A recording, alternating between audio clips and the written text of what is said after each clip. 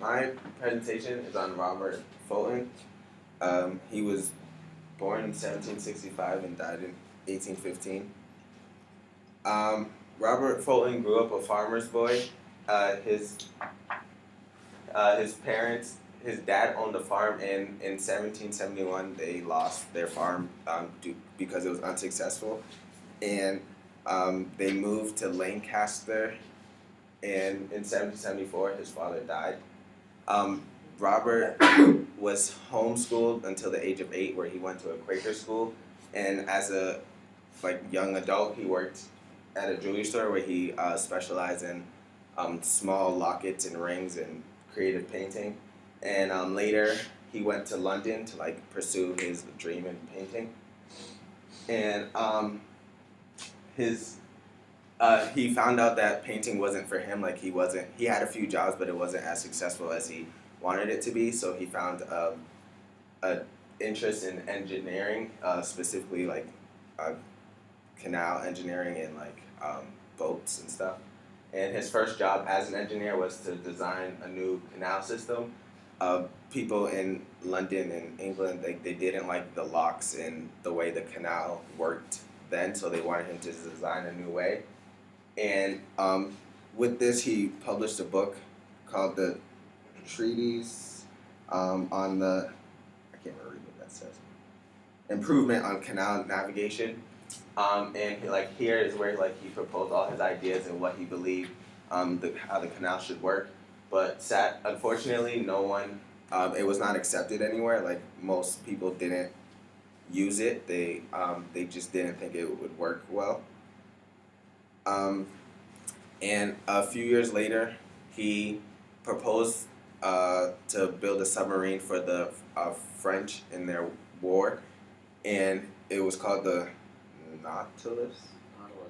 The Nautilus. It looked a little something like that. And at first, it was rejected, but because he wanted to do it so bad, he made it at his own expense. So it was out of his own pocket and not the help from the French. And it was used, and unfortunately, it didn't work out. The submarine wasn't fast enough to go through the tides and the wind blowing, and the British were able to basically blow up, destroy it. And years later, Robert Fulton started working with Robert R. Livingston, who was a member that promoted the Declaration of Independence.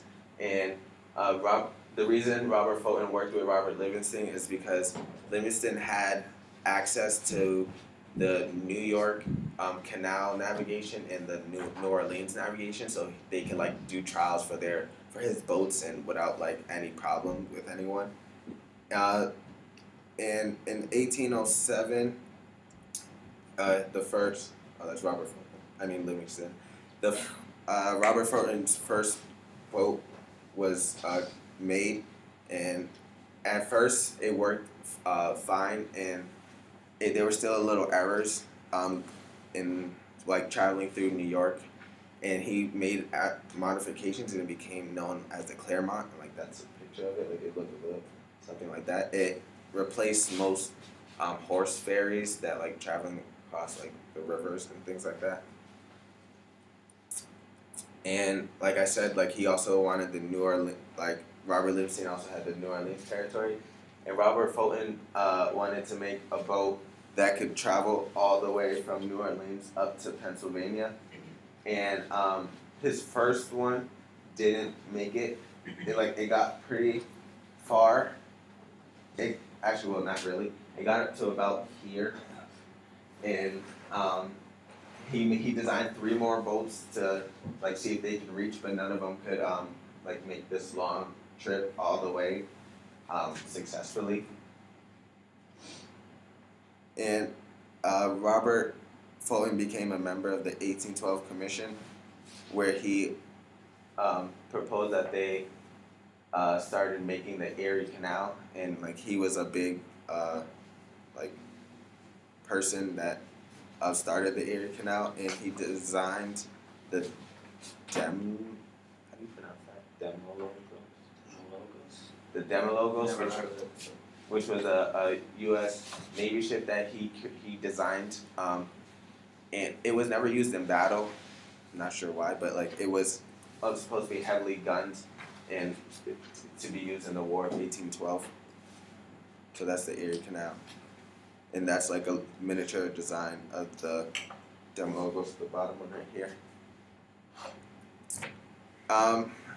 Robert Fulton in his later life began losing wealth from rival steamboat builders who like basically not stealing his ideas but beating him to making boats better than he did.